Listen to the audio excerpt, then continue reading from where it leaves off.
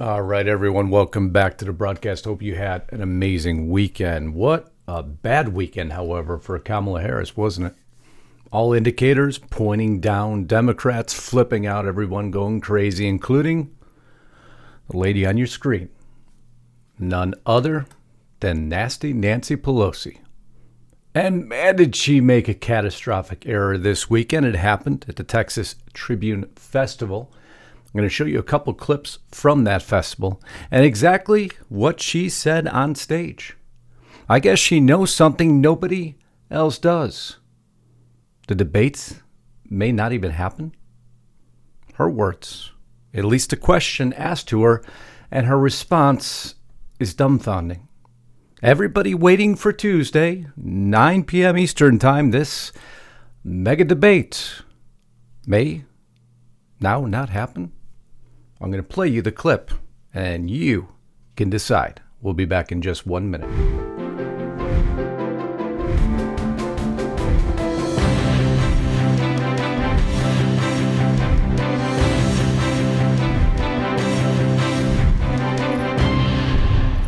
All right, I want to thank you all again for being here. The subscriber count keeps growing, showing us that we're heading in the right direction. Can't thank you enough for that. If you're new here, I hope you'll subscribe. If you think you're subscribed, double check. Just want to keep those numbers going up. And your means of supporting me, there's a couple ways. I have a platform here that you can go ahead and support me on. I can't tell you how much it helps. Or if you want more news from Lisa Haven and I with our exclusive content that can only be found on restrictedrepublic.com, the platform we created. No commercials, no advertisers, no sponsors, beholden to no one but you, our audience. It is truly audience-funded news. Without the audience, it will cease to exist. I need you there today to continue to support us, and in return, we'll give you that exclusive content on top of all our broadcasts aired anywhere with all the commercials, all the sponsors removed. In addition, I'll give you a discount. Discount code INDEPENDENCE will get you $4 a month for 2 years plus 14 days for free. Again, discount code INDEPENDENCE in monthly checkout at restrictedrepublic.com. $4 a month for 2 years plus 14 days for free. And on top of all that, you cancel anytime. Use your dashboard and go ahead. That is how confident we are that you will go nowhere else for your news that matters. Look forward to seeing you over there today. Lisa's going to be putting up an exclusive broadcast just for our Restricted Republic family. But now let's get back to this broadcast.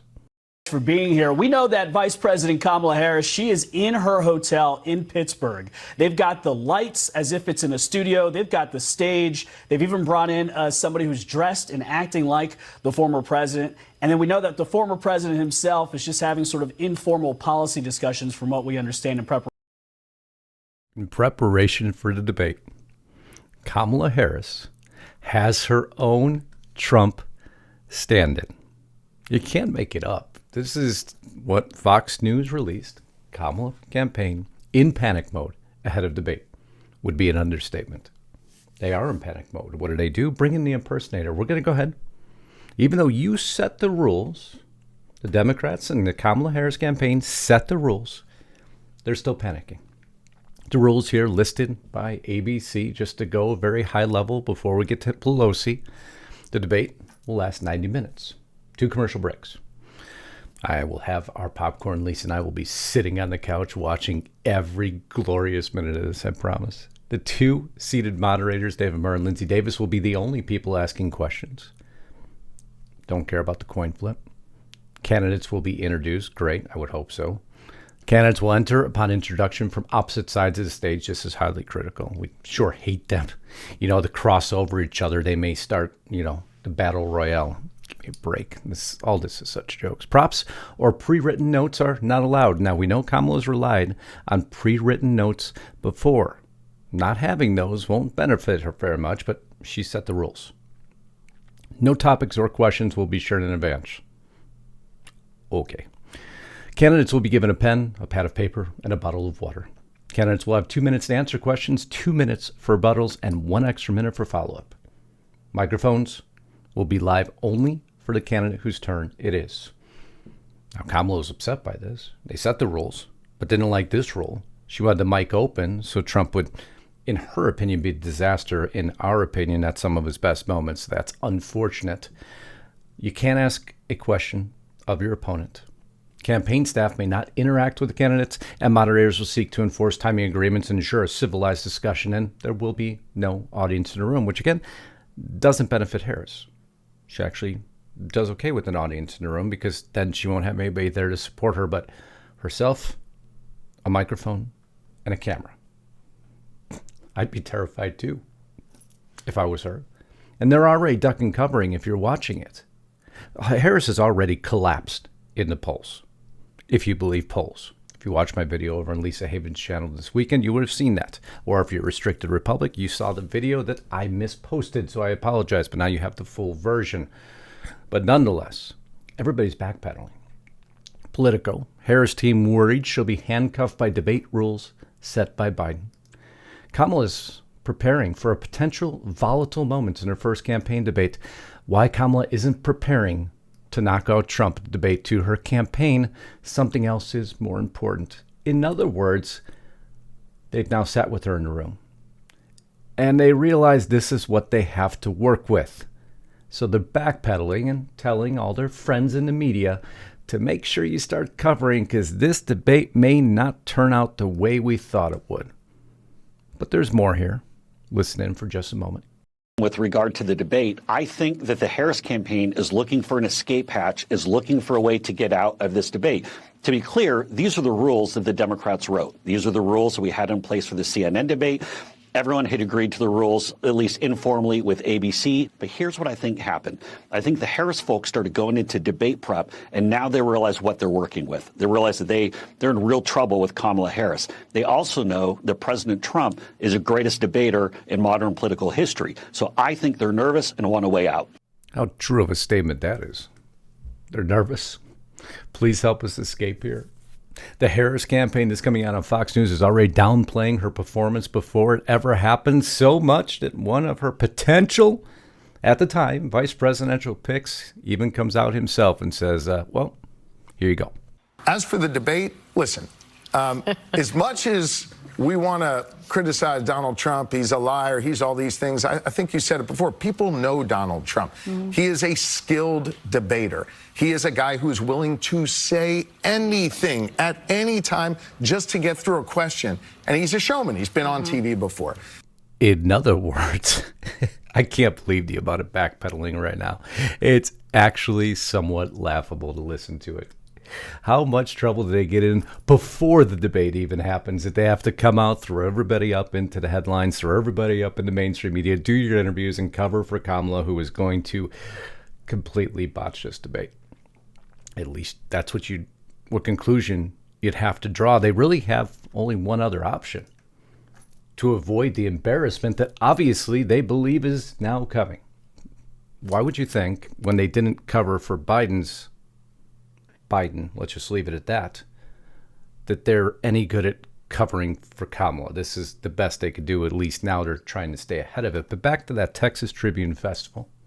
The one here where Liz Cheney had, of course, her normal talking points on President Trump. Every opportunity that Donald Trump gets to show the American people who he is, he pretty clearly, and look, his running mate is doing this too. I mean, you know, this is my diplomatic way of saying it. They're misogynistic pigs. And let's go ahead and rile people up more, but allegedly this, never mind. It's not even worth it. It's not even worth discussing it.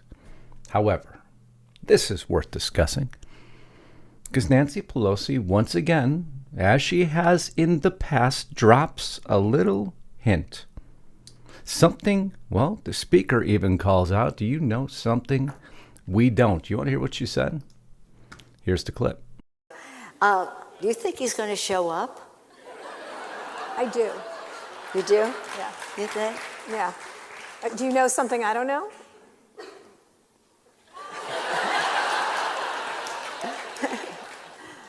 I know cowardice when I see it. Yeah. Right. So I know bullying when I see it. I've learned one thing with Nancy Pelosi. Don't underestimate her statements. Don't take them, or take them at face value. That's a little awkward, a little strange, and a little concerning. Do you think he's really going to make it? We have to stop with the veiled threats that are coming from the left, if you consider there's two sides, which I don't. I just simply do that to broadcast the point. So let's call from the blob. These veiled threats, do you really think he's going to make it? He's a coward. He's a bully. As they continue to up the rhetoric, because the one thing they can't rely on, the only thing they can't rely on, no matter what happens, no matter what footage comes out, no matter what you're caught on tape saying, the one person they can't rely on is Kamala. I'm in favor of banning fracking. I'll not ban fracking. Abolish ICE. Increase funding for border enhancement. A border wall is a complete waste of taxpayer money. Build the wall. I'm calling for an electrical vehicle mandate. I do not support an electric vehicle mandate. Defund the police. Yay, police. Who's he debating? Which person is he debating?